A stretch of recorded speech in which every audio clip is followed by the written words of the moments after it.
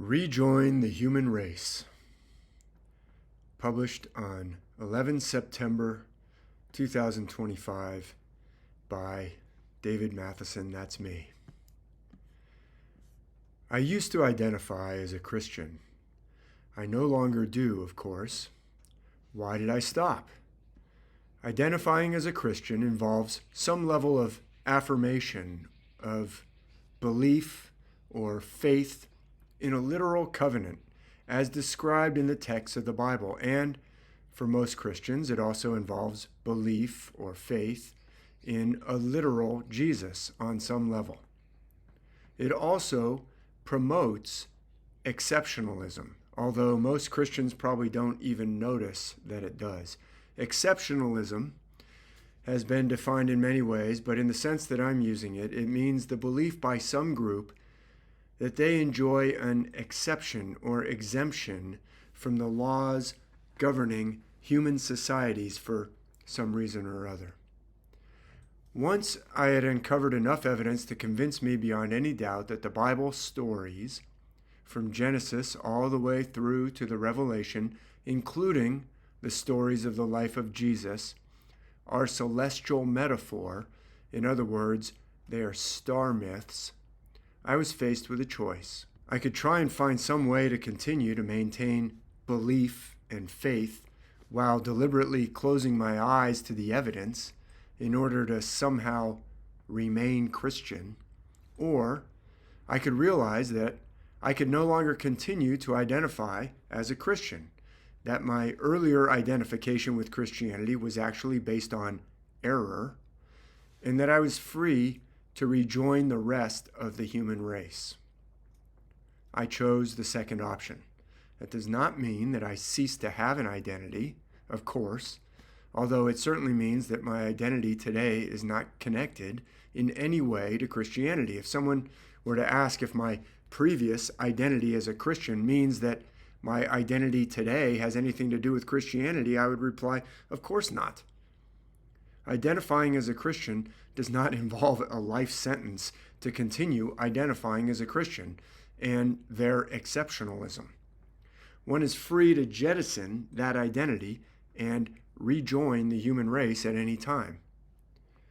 While it may sound excessive or even polemical to say that leaving exceptionalism constitutes rejoining the human race, it's actually the exceptionalists who set the conditions that give rise to that perspective, since the attitude of exceptionalism is that what applies to the rest of humanity does not apply to them because of some special election or divine mandate.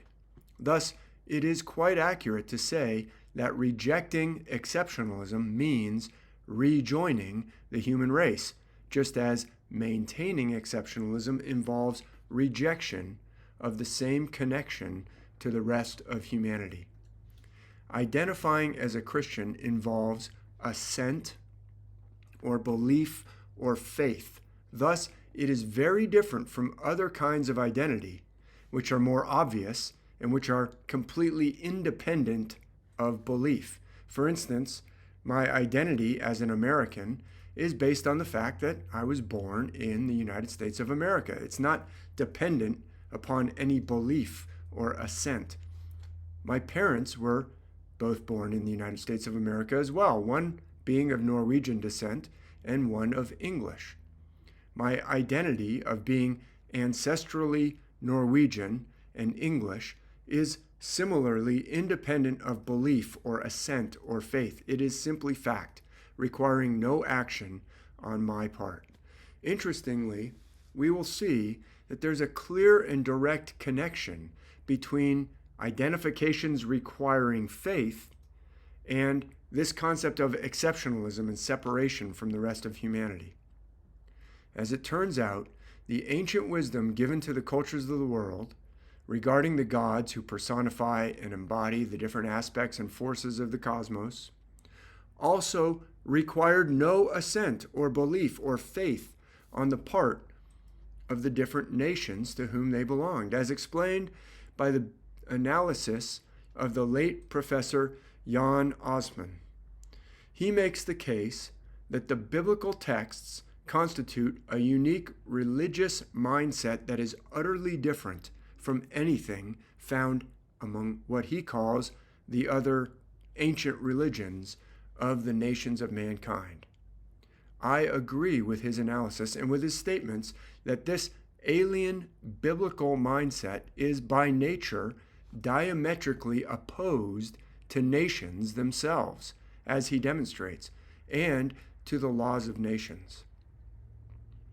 I would go even further and note that it is not only anti-nation in its mentality, but also in practice, encouraging not only mental separation from the nations, but their ultimate destruction.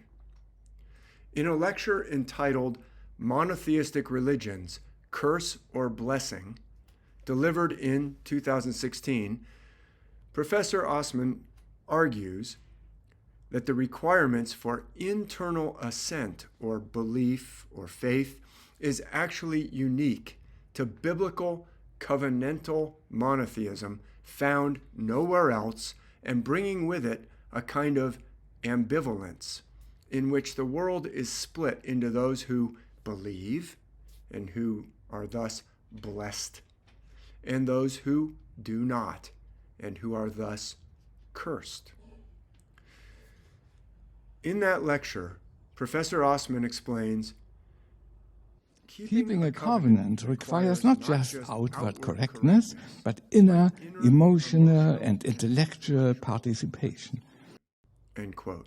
He notes that the political concept of covenant is widespread in the ancient world, typically between a lord and a servant or a king and his people, but that its religious application in the scriptures of the Bible is, quote, an absolutely new and revolutionary idea in the history of religion.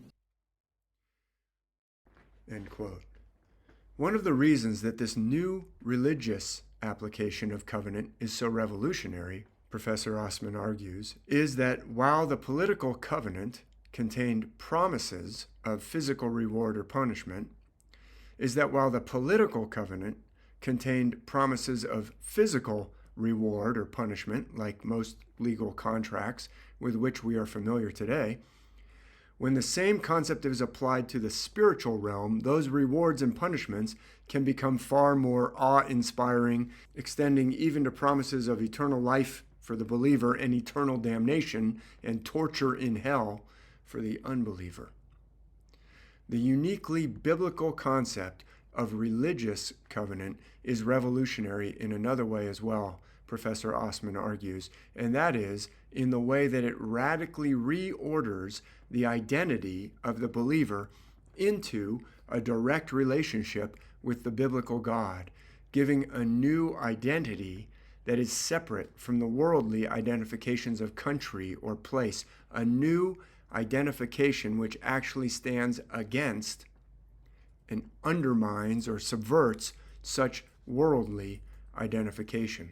I would add that we find evidence for this assertion in the writings of the influential early literalist Christian bishop Augustine of Hippo, or Augustine of Hippo, 354 to 430, forming the central thesis of his City of God, in which he asserts that believers in Christ belong to a heavenly city, as opposed to owing allegiance to earthly kingdoms, while those outside of the covenant belong to an earthly city. This alienation is merely the Christian manifestation of the parallel Jewish concept of separateness, seeing themselves as a chosen people belonging to the biblical God through the new radical application of the concept of covenant, as noted by Jan Osman. As ardent Zionist and first Jewish member of the U.S. Supreme Court, Louis Brandeis, who lived from 1856 to 1941, wrote, quote, "Let us all recognize that we Jews are a distinctive nationality of which every Jew, whatever his country, his station, or shade of belief, is necessarily a member." End quote. I've got a footnote fairly extensive footnote, which I'm going to read. But before I do, I'll read the next paragraph. It is not difficult to see that this concept of a covenant with the biblical God is indeed revolutionary and subversive because it establishes a new relationship to law, one in which, as Professor Osman states in his lecture, all the powers of legislature are transferred to God, end quote. I would add that it also leads directly to exceptionalism. So hold that thought. Let me read the footnote on this quotation from Louis Brandeis, Justice Brandeis of the Supreme Court, because it's an inflammatory statement that has gotten a lot of attention over the years since he said it. So my footnote says, Louis Brandeis, he says this, there's a collection of his speeches called Brandeis on Zionism. It was published in 1942, and I've got a screenshot of where he says it. So there's no doubt that he said it. The quotation is on page 34, from a speech delivered by Louis Brandeis in New York City in June of 1915 to the Conference of Eastern Council of Reform Rabbis. Continuing with my footnote. This particular quotation is obviously problematic, and when researching the web for the search terms Brandeis Jews distinctive nationality, that's the quote that I put into Google, Brandeis Jews distinctive nationality, I searched for that, words taken directly from his speech, Google returns at the top of its results an AI-generated lecture of sorts, which declares that, quote, the statement that Brandeis Jews constitute a distinctive nationality is inaccurate. And that, end quote, that's a direct quote. I've got the quote screenshotted in my essay. And so AI goes on to tell us, the concept of a Jewish nationality is complex. Historically, Jews have been considered a distinct ethnic and cultural group, not a nationality, end quote. So AI is lecturing me here. Brandeis said they're a distinctive nationality. When you search for that, AI tells you they're not a nationality. You know why? Because it's a problematic concept. Obviously, this AI overview, continuing with my footnote, is contradictory to the actual statements of Brandeis himself. See screenshot of the text of his speech reproduced below, in which he says quite plainly that, quote, we Jews are a distinctive nationality, end quote.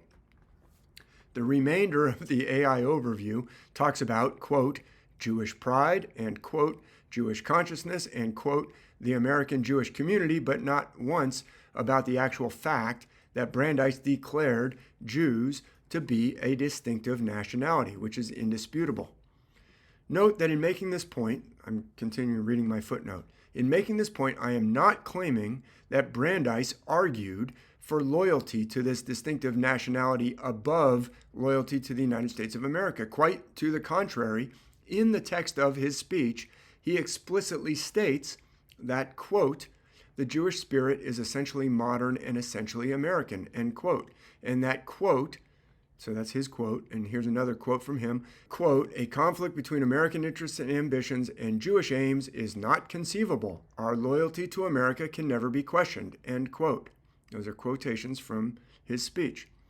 So he's arguing, no, this shouldn't be construed as being a higher loyalty, but he does say they're a separate nation.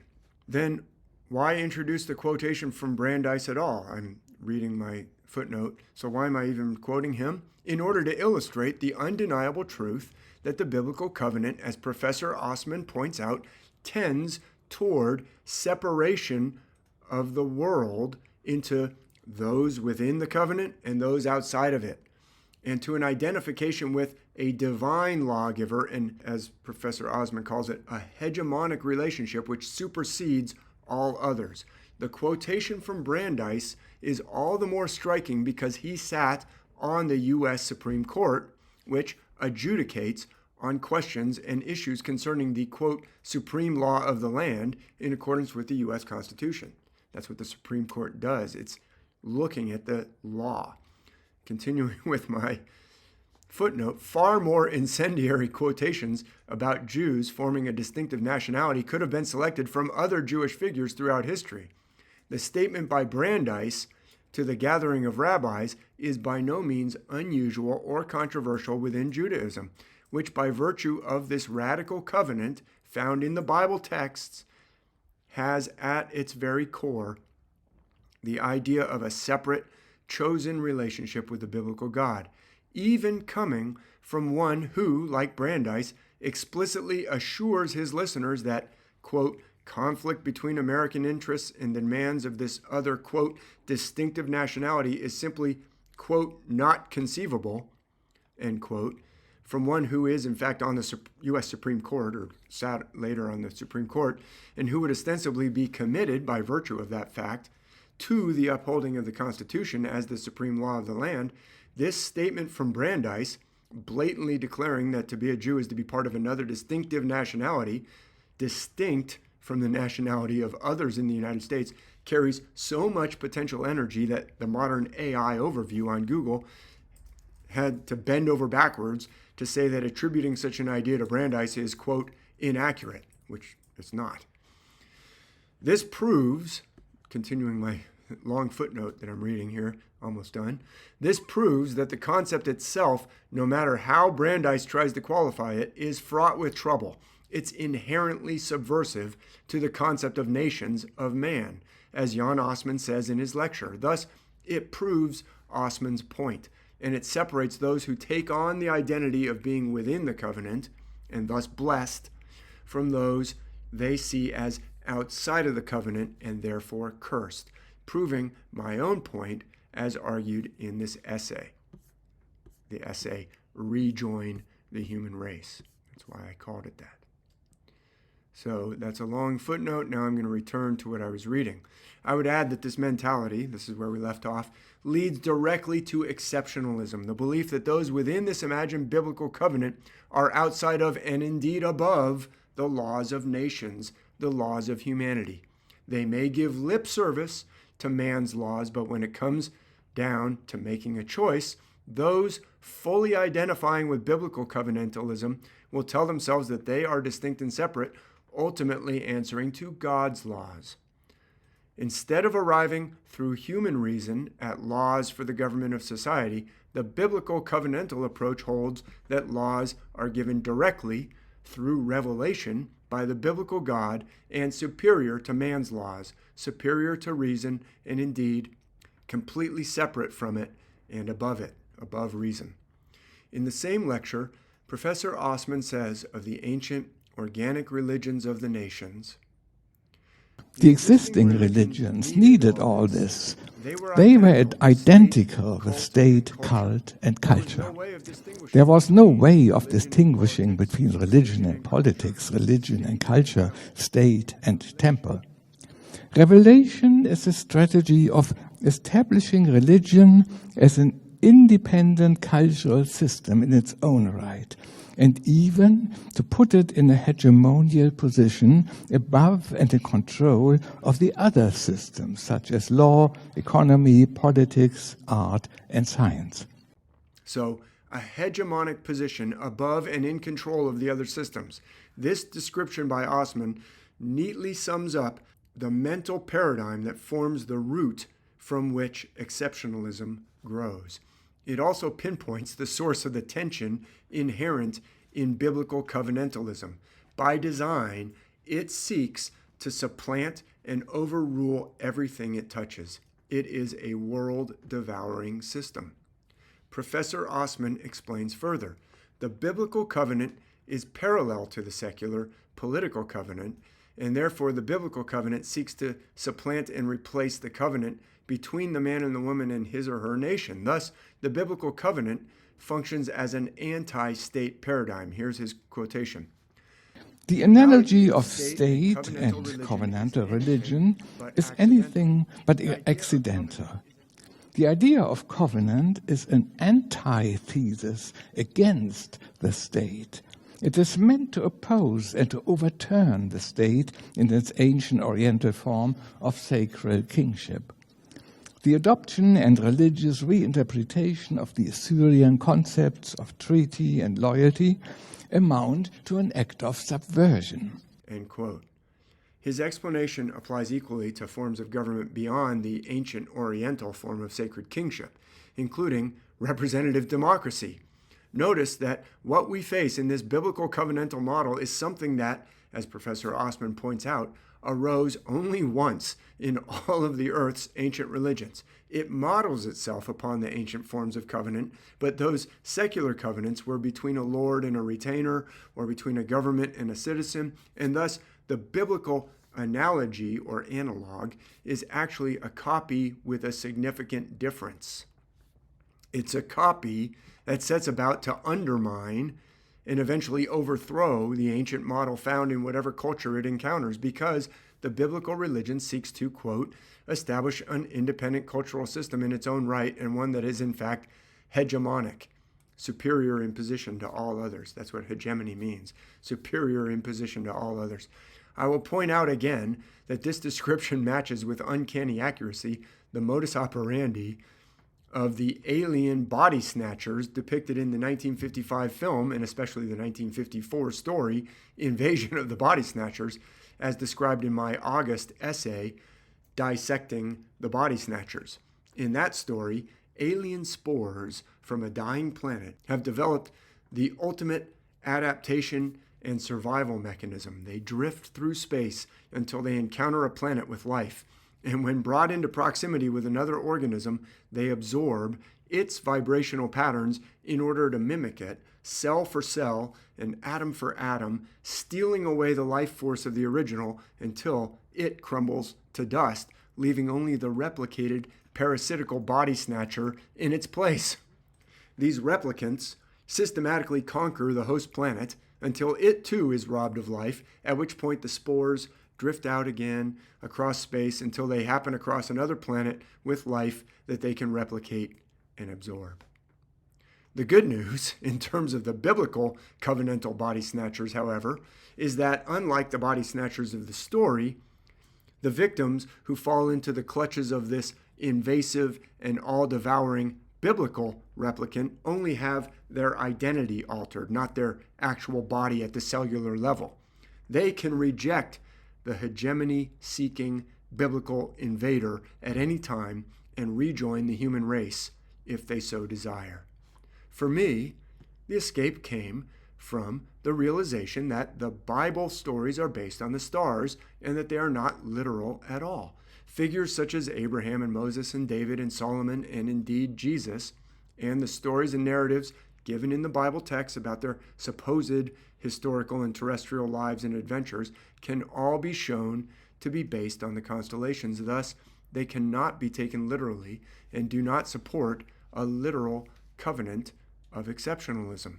Indeed, as I've shown over and over in my books and videos and online courses, the Bible stories use the very same system of celestial metaphor that forms the foundation for all the other organic, non-body snatcher myths of the other nations and cultures of our planet. And as it turns out, the hegemony-seeking demands of the arbitrary, jealous God described in the Bible texts, a God unlike all the other gods found in the organic myths of the nations, only found in the anti-nation replicant-like texts of the Bible, carry within them the seeds for doubts and even rejection. They are unnatural and contrary to the actual truth of the universe. And men and women instinctively feel that unnaturalness deep in their inner being and have a difficult time accepting the biblical demands for absolute obedience forever. The ancient myths of the organic nations of the earth carry no such demands for irrational acceptance, as Professor Osman points out in the same lecture we've been examining.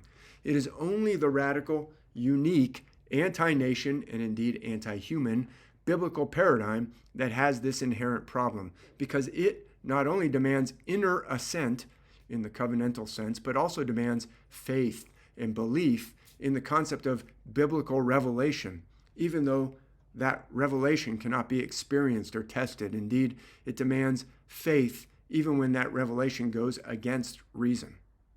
The biblical idea that law and all the dictates of how to live must come directly from the biblical God leads Professor Osman to assert that the second related revolutionary aspect of the covenantal biblical religion is found in the concept of revelation.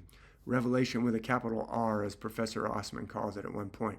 He explains, quote, Revelation means the disclosure of a transcendental reality, and by the same act, the relativization of the immanent or mundane reality. By offering man a home in another world, Revelation creates a specific form of disengagement or estrangement in this world. I am a stranger in this world. Hide not your Torah from me, we read in Psalm 119, verse 19, or in the words of Hugh of St. Victor, perfectus vero ille, cui mundus totus exilium est. Also, truly perfect is he to whom the whole world is in exile. Heine, in his Parisian exile, called the Torah a portable fatherland. End quote. Professor Osman argues that the biblical form of revelation is again different from all others in that it demands belief in a narrative that cannot be seen, unlike the revelation inherent in all the organic and indigenous forms of worship around the world. This revelation with a capital R stands apart from observed reality, unlike the organic forms of revelation which require divination of experiences within reality, such as the interpretation of the flights of birds, the movement of the planets, or the content of dreams. Thus, Professor Osman argues biblical covenantal revelation is accompanied by an insistence upon belief that is absent from all the other ancient religions of the world. He explains, quote, Belief in the sense of faith, Glaube in German, Fides in Latin, Pistis in Greek, and Emunah in Hebrew, is a concept that is alien to ancient religions. People did not believe in the sun, the sea, the thunderstorm, rivers, trees, and other powers of heaven and earth. They had them around as objects not of belief, but of experience, cognition, veneration, and reconciliation. Religion was a matter of natural evidence, not of belief. Belief is required only where religion is a matter of revelation, where the truth and power of the divine and the foundations of a life in concordance with the divine are not obvious in the order of the given, but belong to an order that is not given, but comes from beyond and had to be made real in a new life and society. Belief in the religious sense is faith in English. It is a combination of belief and truthfulness or loyalty. If you want to belong and stay within the covenant, you have to be truthful to the God who saved you from Egyptian slavery. Loyalty presupposes alternatives.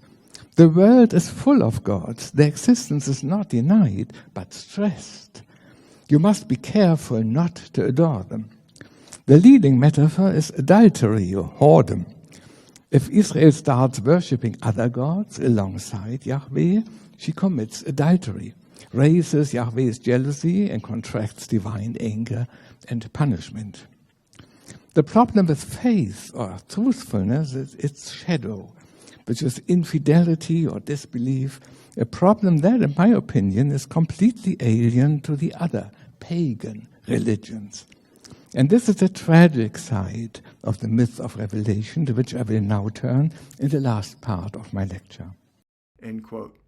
The tragic side of this bizarre and unique biblical combination of covenant and revelation is that this chimera of belief is bound to wane, particularly because it is a belief in a falsehood.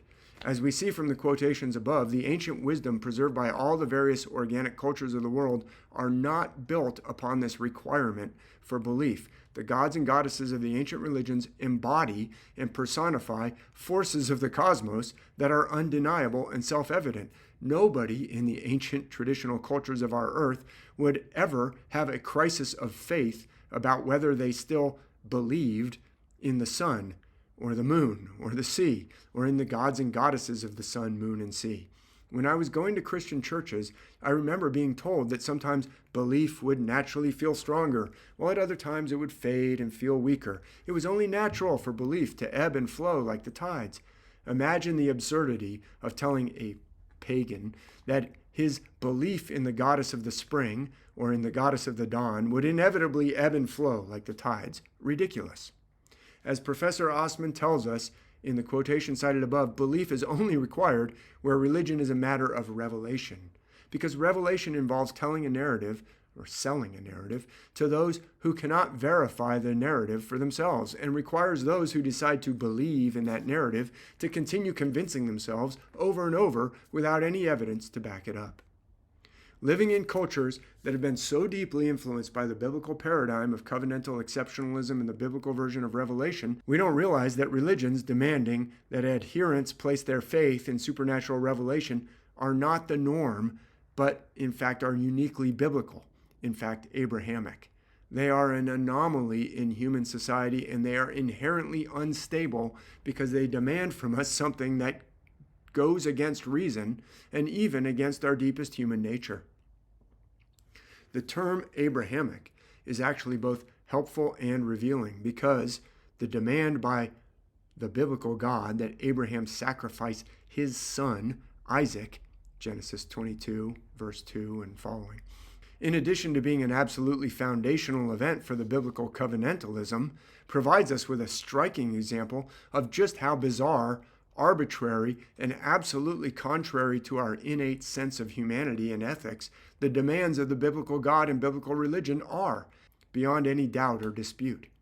Think about it. A father ordered by the biblical God to tie his own son upon a pile of sticks and then plunge a knife into the boy until he dies, and light the pyre in order to consume the body and carry the smell of his burning flesh upwards to the heavens. One does not need to be any kind of a Bible scholar to recognize immediately that this demand by the biblical God is bizarre, arbitrary, and absolutely contrary to humanity. It is also immoral, unethical, hideous, murderous, and deeply contrary to all the natural instincts of human parents towards their children. One must suspend all reason to comply with such a demand. One must suspend all reason to see in that demand, and in Abraham's intended compliance with that demand, something positive. One must suspend all reason to see in Abraham's intended compliance with that inhuman demand the basis for a covenant with the biblical God, a covenant which will separate those within it from all the rest of humanity to the point that those within the covenant become exceptional and blessed, and those outside of the covenant cursed or even damned. It is so bizarre and so contrary to reason and so contrary to humanity and the precepts of familial love and parental protection that all by itself this story creates an inherent instability in those who force themselves to somehow twist it into a positive episode, even a foundational episode for their covenantal relationship with the arbitrary, narcissistic, biblical God. It's difficult to even believe on a literal historical level. What kind of a man is this Abraham, and how are we to understand his behavior as the basis for the foundation of the covenantal religion that seeks to, in the words of Professor Ostman, establish an independent cultural system in its own right, and even to put it in a hegemonic position above and in control of the other systems such as law, economy, politics, art, and science, end quote. Are we to believe that Abraham actually raised the knife to plunge it into the body of his own son, only to be stopped at the very last possible second by the intervention of an angel, actually the angel of the Lord, calling out to Abraham to stay the blow?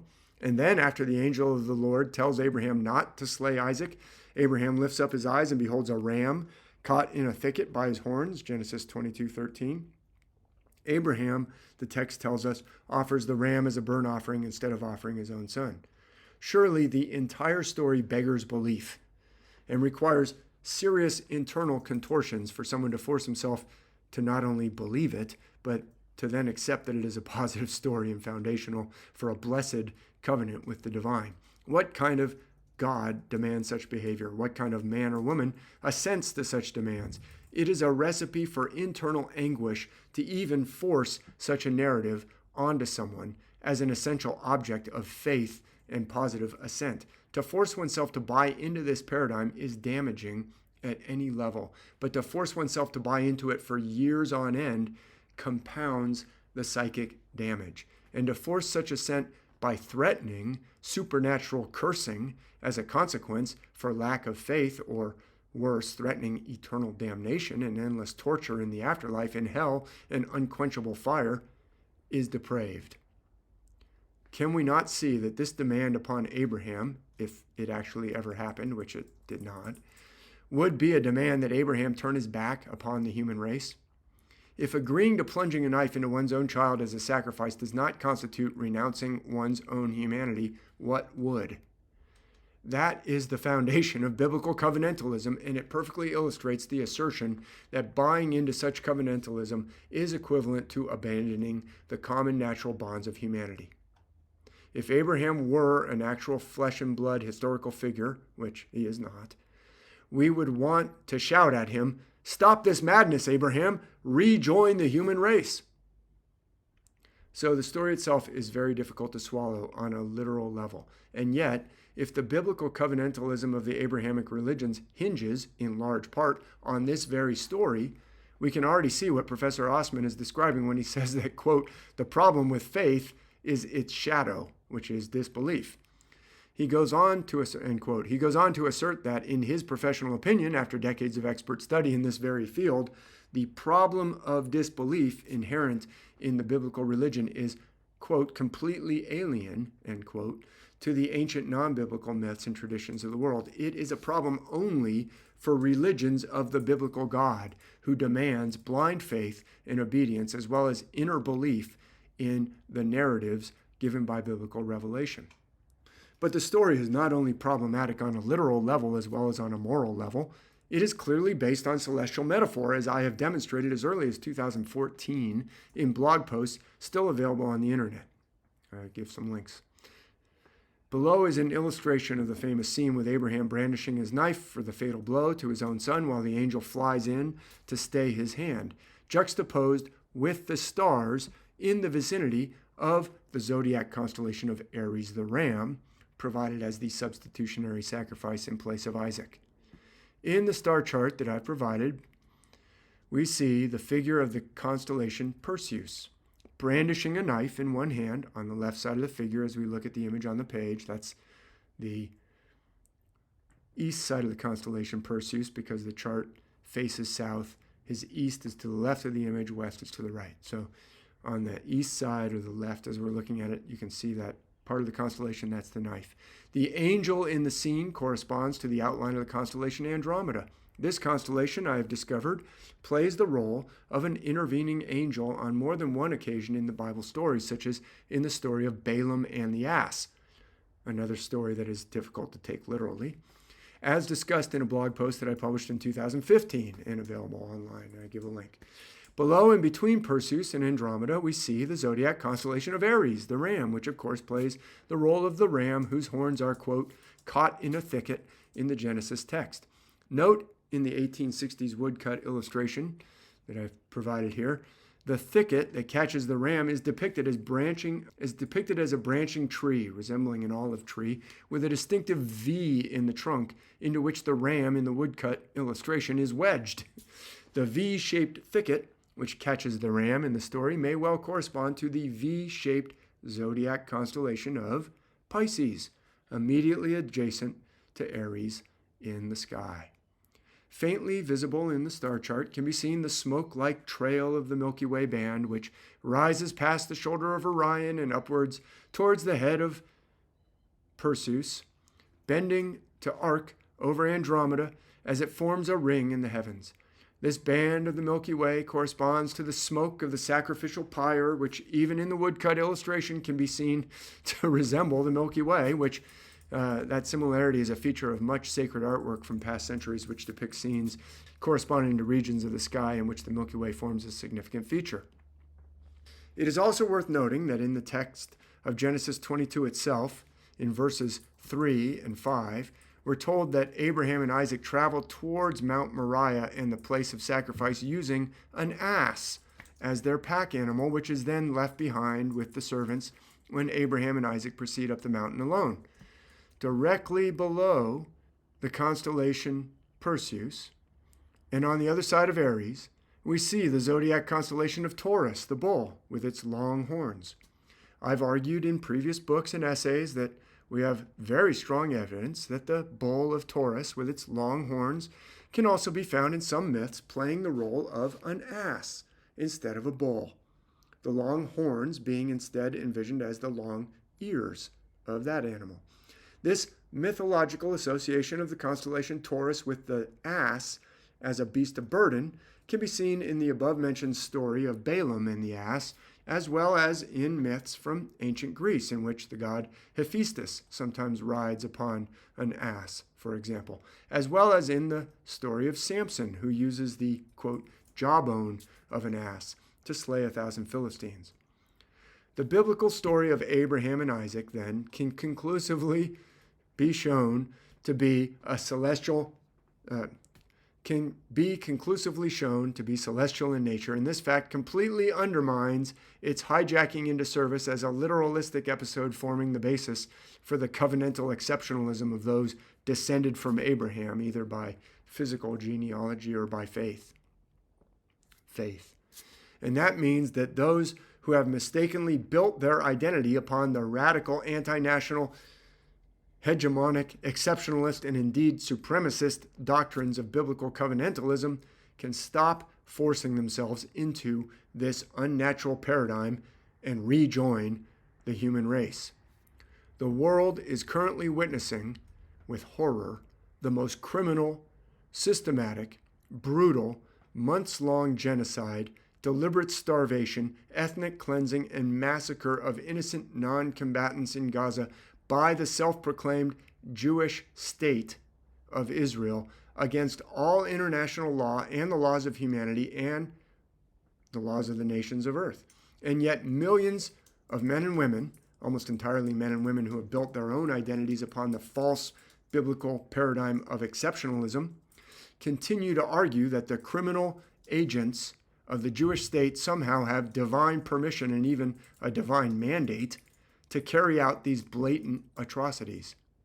To them, the rest of humanity implores, rejoin the human race.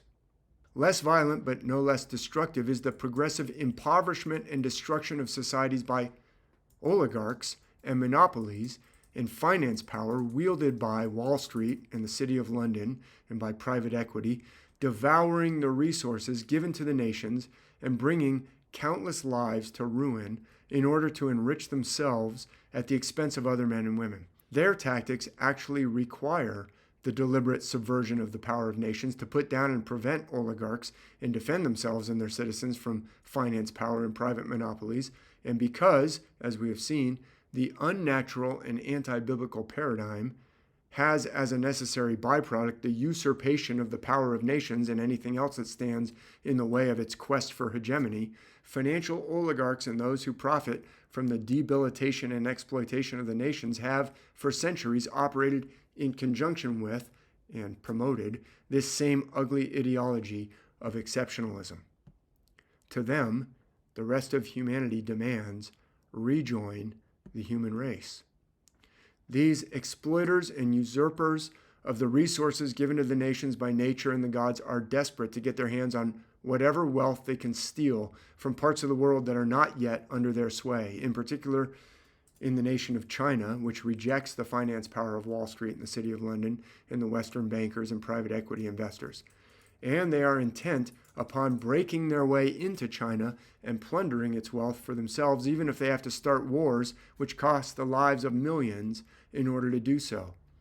They engineered the overthrow of the elected government in Ukraine in order to launch a disastrous war in hopes of overthrowing the Russian Federation in conjunction with massive but equally futile tariffs and economic sanctions imposed on Russia, from whence they hoped to bring similar pressure against China. Having failed miserably along that axis, they are now using Israel to try and provoke a similar war in Iran in hopes of destabilizing and dismembering that nation, from whence to put pressure on China and Russia from a different direction. In pursuit of that plan, they have launched decapitation strikes against the entire governing leadership bodies of Yemen and of Iran itself in gross violation of the laws of nations, and in the clear knowledge that such strikes could easily provoke massive regional conflicts, risking escalation to a world war. But they consider themselves to be exceptional and exempt from the laws of humanity, entitled to impose hegemony as some kind of divine right granted to them by virtue of erroneous biblical covenantalism. To them, the rest of humanity warns, rejoin the human race. Giving up the erroneous identity of exceptionalism fostered by biblical covenantalism and adoption of biblical revelation does not mean the end of one's identity. As I said at the outset, I used to identify with this false paradigm and its false narratives, but I don't anymore. Holding on to those beliefs creates its own psychoses because they run counter to reason and to human nature, and forcing oneself to try to keep maintaining that artificial faith carries damaging consequences. Letting go of those false beliefs does not entail giving up anything to be missed, and it opens the door to rejoining the human race instead of being an exception from it. Thank you.